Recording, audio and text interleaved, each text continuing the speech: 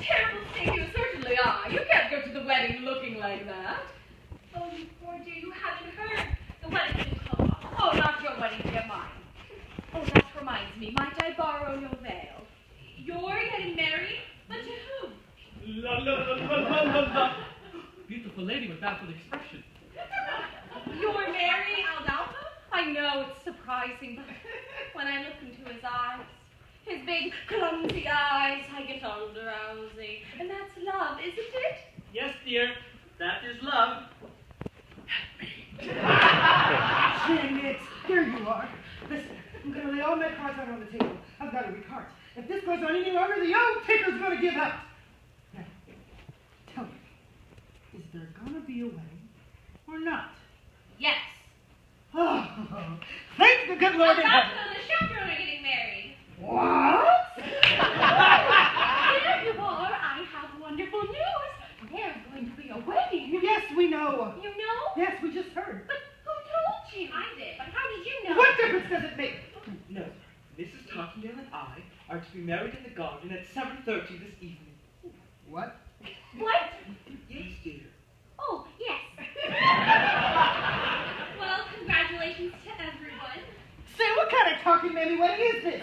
Everybody's getting married except for the bride and groom. There you are! Oh, Janet, I've been looking everywhere for you. Hello, Mr. Martin. Oh, please don't be like that. Can't you find it in your heart to marry me? Janet, it's our wedding day, and George has gone through all this trouble, and well, I love you more than I can say. But you kissed another woman. Yes!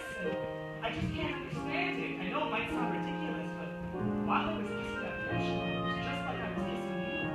Oh, Robert, you were kissing me. Really? You're Mimi! Well, I say that French accent was remarkably accurate. Why, thank you. I developed while playing the role of Monique in Hold That Baguette. So, it was all a ruse. Yes, a cruel ruse. I used my skills as an actress to test your love for me. Oh, Janet, knowing you can fool me so easily, why, it makes me love you all the more. Oh, Robert. There you are!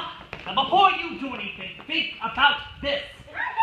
No matter how well you play the part of the happy wife, you will never, ever get a standing ovation.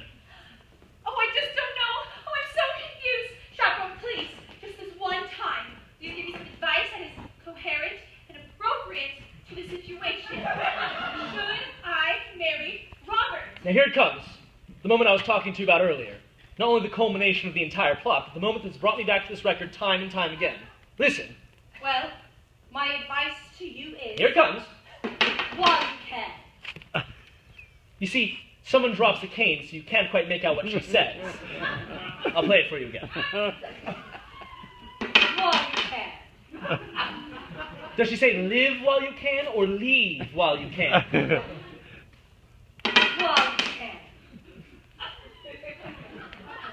Now, it's Beatrice Stockwell, so it might just be a cynical quip, but this is a wedding after all, and that's what you think when you're standing at the altar, isn't it? Live or leave?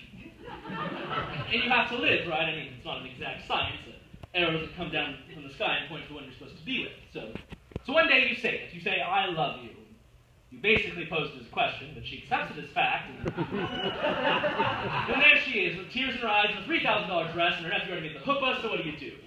So I was just kidding. I was joking. No, you live, right? And for the next few months, you stare at that alien life form in the bed beside you, and you think to yourself, who are you? Who are you? And then one day you say it out loud. And from there, it's a trial separation, couples counseling, and you're redefining, reestablishing, and reevaluating your entire relationship before it ends on a particularly bad note, with your only copy of Gypsy flying through the room and crashing against the wall. But still, in a larger sense, in a broader sense, it's better to have lived than left. Right?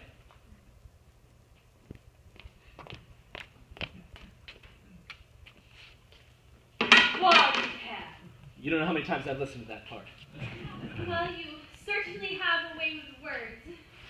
Robert, my answer is yes. I'll marry you. Wonderful, wonderful.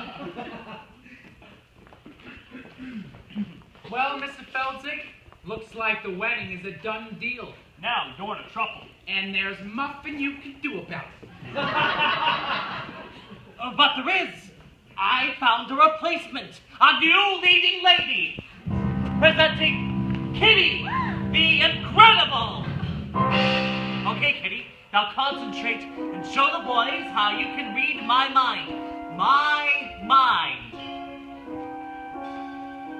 Kitty, will you marry me?